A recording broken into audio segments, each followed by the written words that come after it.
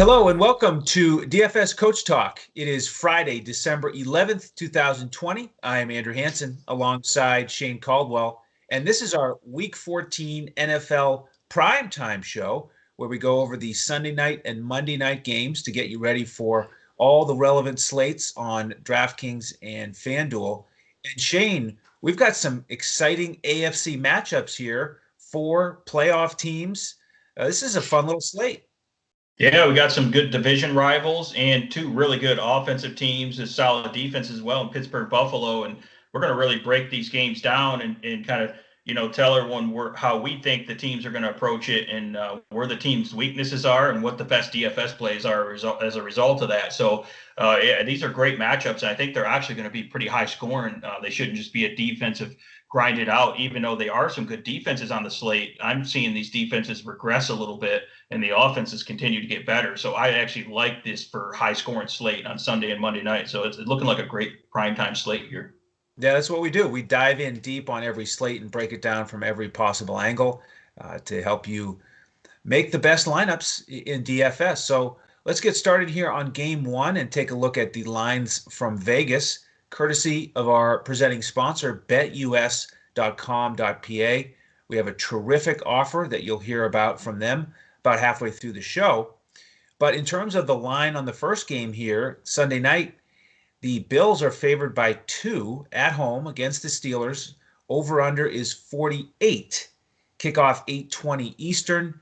And in terms of the injury news, we've got James Conner looking like he's finally going to come back in. So probably won't be as much Benny Snell ownership this week. And Connor's got a good matchup against Buffalo. On the Buffalo side, John Brown is still on IR. So we still got the Diggs, Beasley, and Gabriel Davis trio to break down. So let's start with Pittsburgh here, Shane. What do you think about them going on the road against Buffalo? Yeah, it's kind of interesting that both of these games, the Sunday night and the Monday night game, have a team that has a way better record that is the underdog, because you got an 11-1 team as an underdog here. Isn't that interesting? That's right. And then you have, Cleveland is a quite a bit better record, 9-3 compared to 7-5 Baltimore. But I understand why. So yeah, I think that this is definitely looking like a nice high scoring affair. I expect a lot of I like attacking the aerial attack here with the passing games. You have two good quarterbacks with good receivers and great creative passing game schemes.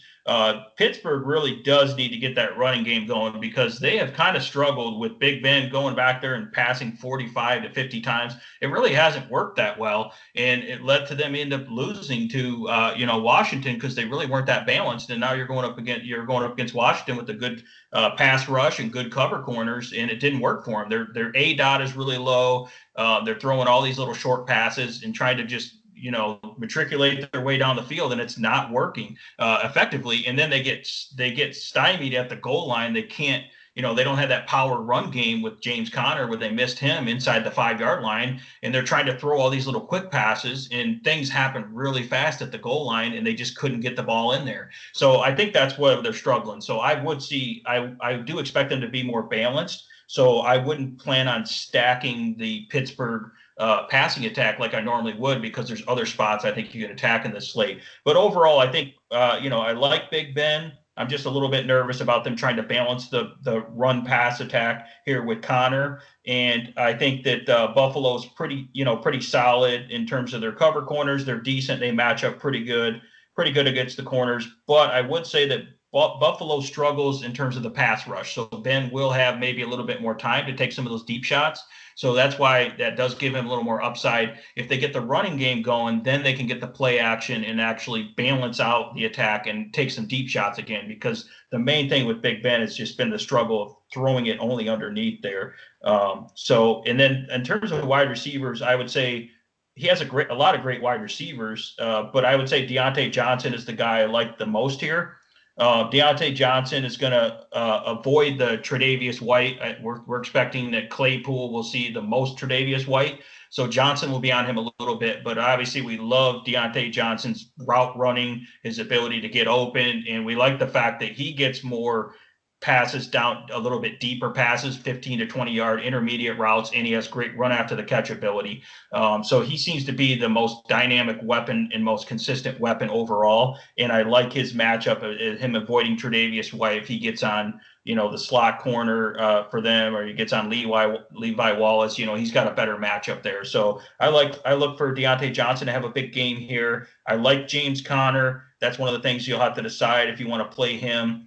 James Conner's in play here, and then the Pittsburgh defense is going to be one of the better defenses on this slate as well, because the Buffalo offense is great, but they can make mistakes and turn the ball over. And of course, Pittsburgh's really good at turning the ball over and making plays and getting sacks as well for the defense. So that's where I'm at for the Pittsburgh side so far.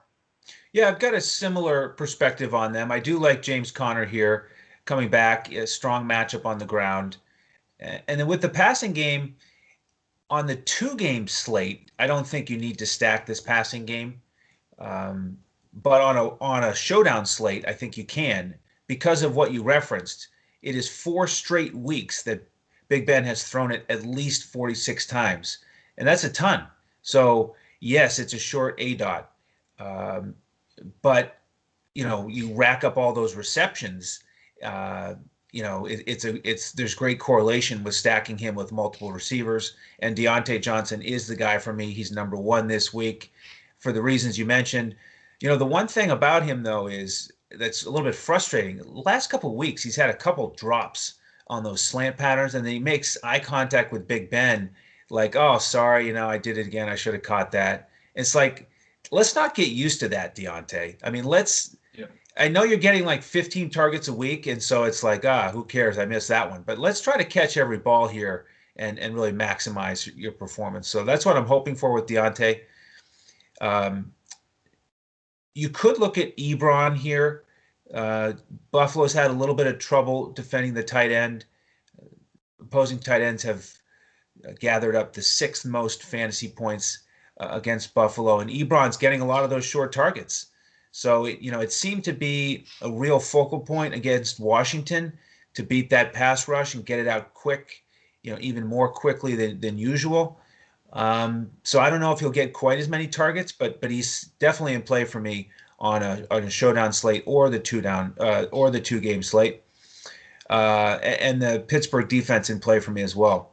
Yeah, going back to what you're talking about with the drops, it was a big issue. That's been an issue for Ebron, but also a lot of the receivers here, especially Deontay Johnson. And Mike Tomlin did call them out in the media. He called his own guys out, basically. He said, if people can't catch the ball, if they keep dropping, we'll just bench them then. And he actually has enough wide receiver depth where he can do that, because you see McLeod, the rookie, and of course James Washington looks awesome when he's in there. So he literally has enough wide receiver depth where he can bench like a superstar wide receiver if they keep dropping the ball. So stay tuned for that. But these guys are motivated to catch the ball and actually seal the deal. And the problem is they haven't been able to score when they've had the chance. So you got to score those. You got to get those passing touchdowns. And I think they will definitely get it done this week, but they got to be more balanced, like you said, with Connor, definitely. So how about with the Buffalo side? We know Pittsburgh has had a terrific defense all season long in terms of yardage allowed on the ground, through the air, points, turnovers. They've been terrific, but they're banged up a little bit. So does that give Buffalo a glimmer of hope here of moving the ball? Yeah, definitely. I think once they lost, they're going to have Joe Hayden out for Pittsburgh, and their best linebacker, inside linebacker, Spillane's out. He's great at covering tight ends, great against the run. Obviously, Joe Hayden's a big part of that pass coverage. So with them losing them, and of course they lost Bud Dupree, so the pass rush isn't quite as powerful as it was. That's going to hurt them. Josh Allen's mobile, so he can manipulate around the pocket and run out wide and throw on the run. That's what he's good at doing. So he matches up well against the Pittsburgh defense, and I think that their cover corners are all rated really high as a result of that ferocious pass rush. And I think the pass rush is still really good, but it's not as elite as it was before. So because of that, I think that I like Josh Allen, and I like, of course, his number 1 target, Stephon Diggs. They don't really have anyone that can cover Diggs that I'm afraid of. Joe Hayden's going to be out. They'll have Steven Nelson coming off an injury trying to guard him. They'll have Sutton on him as well, another cover corner. But those guys, like I said, they're rated okay, but I think that's just a result of them not having to cover for very long. I think they're going to have to cover for long with Josh Allen's playmaking ability and ability to get open and avoid the rush and take some deep shots. And I don't think these guys can guard Stephon Diggs, so I think he's worth paying up for in this spot. Last week we targeted Beasley because we knew he had a great matchup, and that worked phenomenally because they just went to Beasley early and often. In this matchup, Beasley would be going up against Mike Hilton, who I think is a really good cover corner, and I think he matches up well against Beasley. So that's why I won't be getting as much Beasley exposure. And I don't know if I fully trust Gabriel Davis. I know he's been great. He's a great rookie, but I don't know if I fully trust him. Again, these corners are decent. I don't think he's going to be have enough big playability in this matchup, but I think Diggs is. So I'll go to the superstar here, and if I'm playing Allen, and pair him up, or you can just play Diggs naked by himself. So that's where I'm at with the passing game. And then in the running game, I got to kind of lean towards Singletary because he gets work in the passing game and the running game, and he's looked pretty explosive lately. And you got to believe that they're going to try to protect Allen a little bit and, again, have a little bit of balance. They don't really like to run the ball either, kind of like what Pittsburgh's been doing. So that's why this is kind of a passing affair, but they really need to stay balanced just like Pittsburgh. So Singletary looks the best here.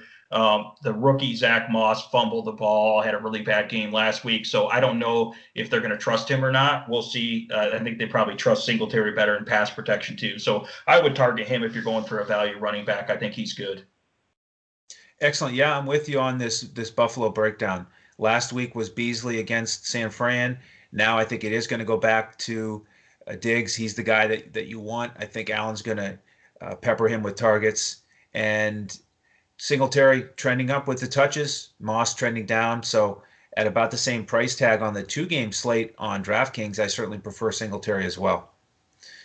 All right, Shane. Well, as you know, since you're involved in the process, we give out full lineups here for all these slates, the primetime slates, the showdown slates, obviously the main slate as well. And there's 2 ways to become a member at DFS Coach Talk to get those lineups. And here is the first one. So check this out.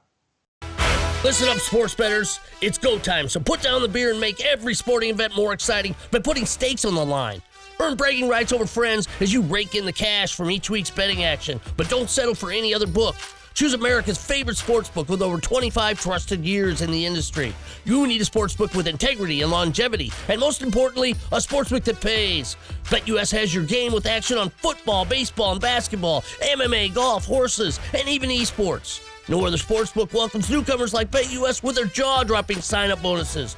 Now we have the best book in the industry teamed up with the best DFS provider in the industry. Make your first deposit of $149 at betus.com.pa with promo code CoachTalk and receive a free membership with DFS Coach Talk with full access to our DFS lineups in NBA, NFL, PGA, and MLB, the best in the biz. Sign up today to make straight bets, future bets, prop bets, entertainment bets, live bets, and more.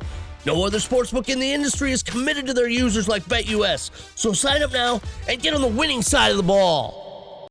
Welcome back, and thank you so much to BetUS for putting that offer together for our listeners. I don't think you can get a better offer anywhere out there if you want to combine sports betting with DFS. $149, and you get a free membership with us all the way until April 1st.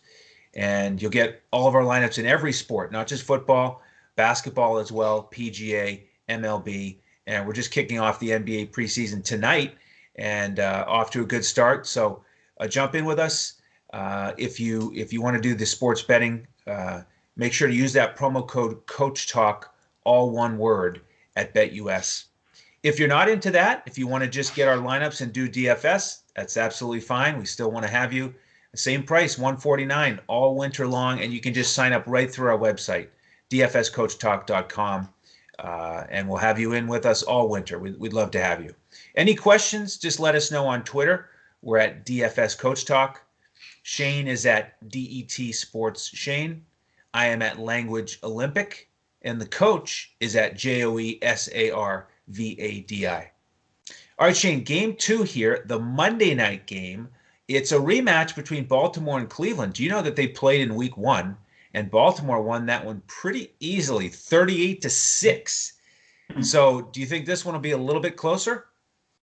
Yeah, I think Vegas certainly thinks so here. I mean, I think again, I was pointing out how Cleveland's 9-3 and Baltimore's 7-5. It hasn't looked as good, but obviously Baltimore's favored. But Baltimore is trending up right now. It seems like Lamar Jackson's finally starting to pass the ball with a little bit better efficiency, similar to it was last year, and he still has the running upside here. So there's a couple different injury situations on both sides that we'll talk about that are going to affect it. Both sides here. But yeah, let's start with the Baltimore side here. If you love Baltimore, you got to love Lamar Jackson. As I mentioned, he's definitely passing the ball with more efficiency now. He's starting to get the passing touchdowns. He doesn't necessarily need really high yardage. He's not the type of quarterback you need to pass for 300 yards to get there. You really only need around 200 passing yards and a couple passing touchdowns because that with his legs, he's going to get there as well. So I think that the combination of the rushing ability and the efficiency being improved with the passing game makes him probably the best quarterback on this slate. And there's some other good quarterbacks on this slate and great offenses, but the rushing upside is what makes the difference for me. And I love how his main targets match up really well against the Cleveland Browns. Once the Cleveland Browns lost Denzel Ward, which he's mostly doubtful for this game, we're expecting him mostly likely to be out. So keep your eye on that. Once they lost him, though, and the fact that they don't really have a good free safety, they don't have good cover safeties to help protect in the back, they're really weak in the secondary. I think Cleveland's defensive line is solid, actually. Up front, they're pretty tough. But once you get past that and you get to the back end, they're really weak, and you can absolutely shred them, as we've seen teams do that recently. So I think Lamar Jackson matches up really well. Cleveland does have a good pass rush, but obviously he can elude the pass rush. He can manipulate the pocket and pass to these guys. And you really like connecting him right here with Marquise Brown. Hollywood Brown's finally living up to his name, finally actually getting something going here. We've been trying to play him all year, it seems like, waiting for the big play. He's finally starting to make those big plays, and Jackson's finally connecting with him.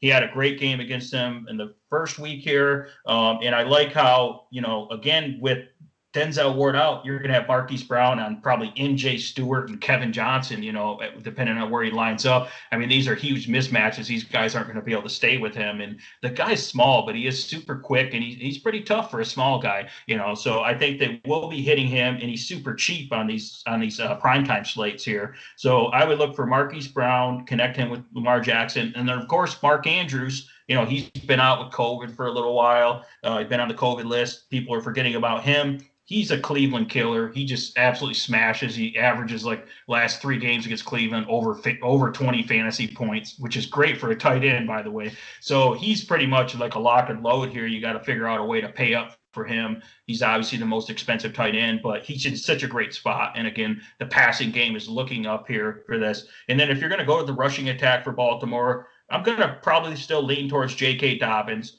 We're seeing emergence of, rookies like Cam Akers. I'll bring up that example because we've seen they finally unleashed the rookie. We're always talking about Jonathan Taylor, unleash Jonathan Taylor. I think it's time to unleash J.K. Dobbins. I think he's a great combination of quickness and good vision and obviously power. I love how powerful he is. And I know last week Gus Edwards looked great when he's running the ball, but J.K. Dobbins was just coming off the COVID list and a little bit of time off. Now that he's back for 2 weeks, and getting more practice time, I think J.K. Dobbins is going to get the majority of the workload here, and I think he's their best running back. I know they have, Gus Edwards looks great. Mark Ingram is still in the picture, but I'm going to lean towards J.K. Dobbins. That's the guy I want to target if I am going to play a running back. And, of course, he's pretty cheap since they got to divide up all the carries there. So that's what I'm looking at. I love the Baltimore side here. And overall, it's a great game. I think it's going to be high scoring too. Yeah, I like the Baltimore side here as well. And just look at week 1 when Lamar threw for 275 and 3. Basically one of his best weeks this year. Obviously, he hasn't been passing it as much or as well. And in terms of the injuries that you referenced, the one thing we'll follow up on, of course, here is that Dez is looking to be out because of COVID, and Snead is back in. In a vacuum, I agree with you. Marquise Brown would be the wide receiver I'd want to pair up with Lamar Jackson here, and I will. But Snead is significantly cheaper, And, he got it done against these guys in week 1 as well, catching one of those touchdown passes, 4 for 64. So would smash the price tag here if he had a similar game. And Andrews, the second best tight end matchup in the league going against Cleveland. So, this is one of those times where, yes, Baltimore wants to run it, and they do. But maybe you want to get a lot of exposure to this passing attack. So I'm with you there. I don't know if I'll get one of these running backs. I love how Dobbins looked against Dallas, but I also love how Gus Edwards looked. So, love how they're going to set up for the rest of the season, but probably won't get too much exposure to them on this 2-game slate. Speaking of the running backs, Shane, how about on the Cleveland side?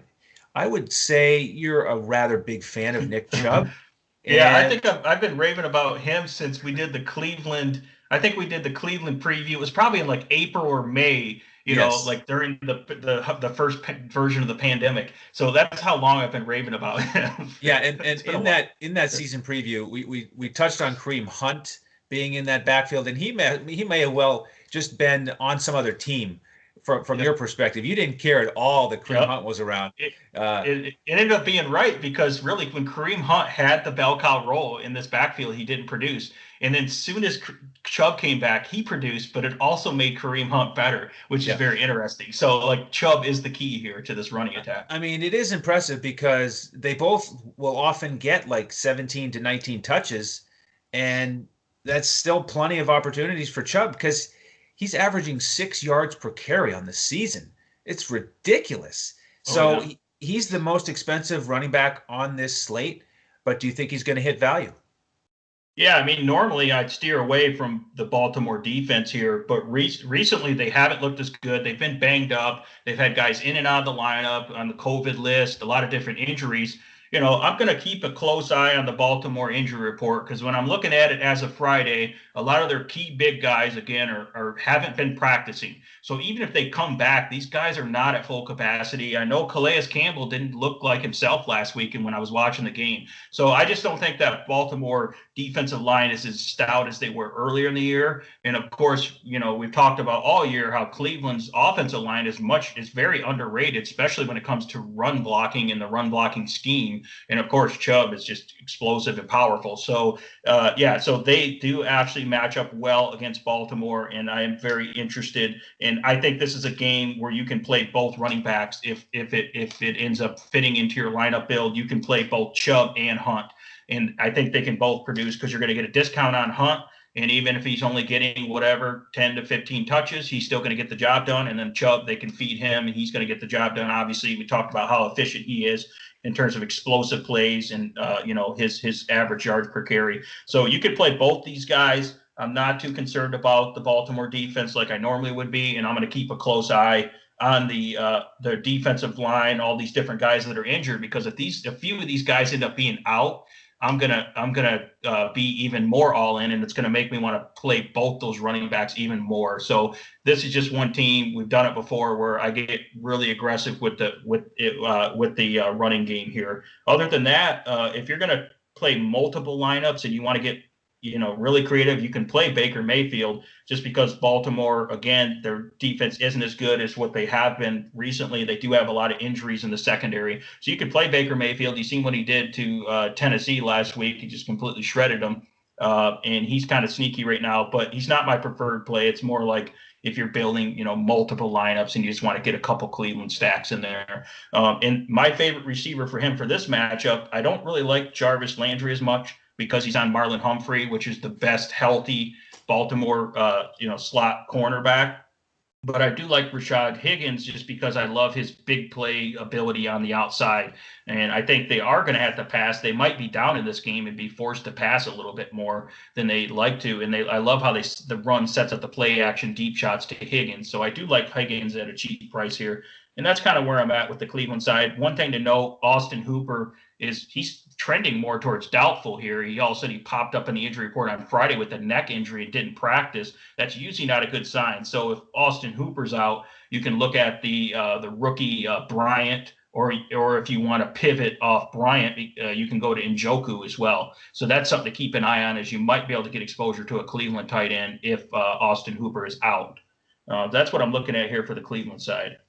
Yeah, on a 2-game slate, if you want to punt the position, you can save a bunch with one of those guys, even with Hooper if he plays. And Mayfield does like going to the tight end, so that's certainly one option to get a little bit unique. I'll just work in reverse here with the wide receivers. I support your approach. Higgins showed that deep play potential last week, 6 for 95 and a touchdown against Tennessee. Baker Mayfield had a tremendous game, 334 yards and 4 touchdowns. Much tougher matchup here. So I am going to lean more on the running backs like you. And this is a great opportunity to talk a little strategy here. On these shorter slates, 1, 2, 3-game slates, it can really often be an effective strategy to use 2 running backs from the same backfield. And you wouldn't traditionally do it on a large slate, and you wouldn't naturally think to do it. Like, okay, well, which running back on this team is going to be most productive? But we've talked about how many touches they both get every week. And, Cleveland just loves to feature them. And, Chubb can get it done on the ground. Hunt can as well, but then he's going to catch a bunch of passes. So you can play both, and I will build some lineups with both of those guys in there. So I'm excited about this slate, Shane. We're going to grind towards the lineups on Sunday night.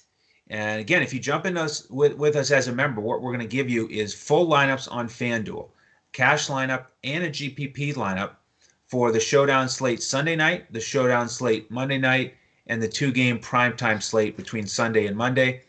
And then on DraftKings, we give you our core plays, the cash perspective, and the GPP perspective. So we want to have you ready for every slate. That's what we've done all season. It's been terrific, a lot of fun, fun community of members. So join us if you want the sports betting option. Go to betus.com.pa. Use the promo code CoachTalk.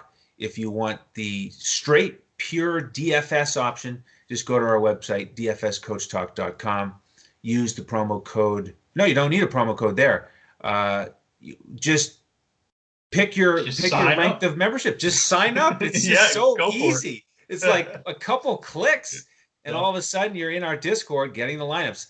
We give them out, again, like 45 minutes before kickoff. So, Shane, any final thoughts here on these AFC battles? No, I'm just excited about these games because think about how important this game is for Pittsburgh. I believe this year in the playoffs, only the 1 seed gets the bye, right? Does that sound correct? Okay, so they're competing with Kansas City for that 1 seed to be able to get the bye so they can get healthy. So this is an important game for them to try to lock up that 1 seed and stay in contention. Buffalo obviously wants to be able to clinch their division here as well. I don't think they've clinched the division yet. I know they clinched the playoff spot. And then on Baltimore's side, they're really on the outside looking in. They're on the edge of the playoffs, and they really need a win to make the playoffs.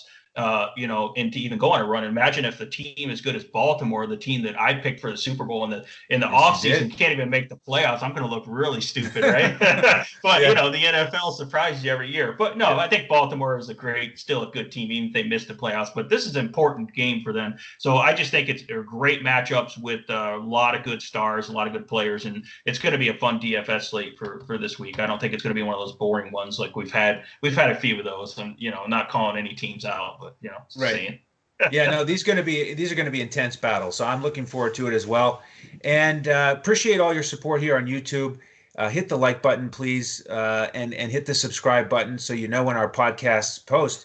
We've already done 3 shows for the main slate, so check those out if you haven't already. Quarterback show, wide receiver, tight end show, and then the running backs podcast where we built a full lineup on FanDuel for the main slate. That was a lot of fun. So check that out and use that lineup, and hopefully we can all celebrate next week with a winner. So that's the overview.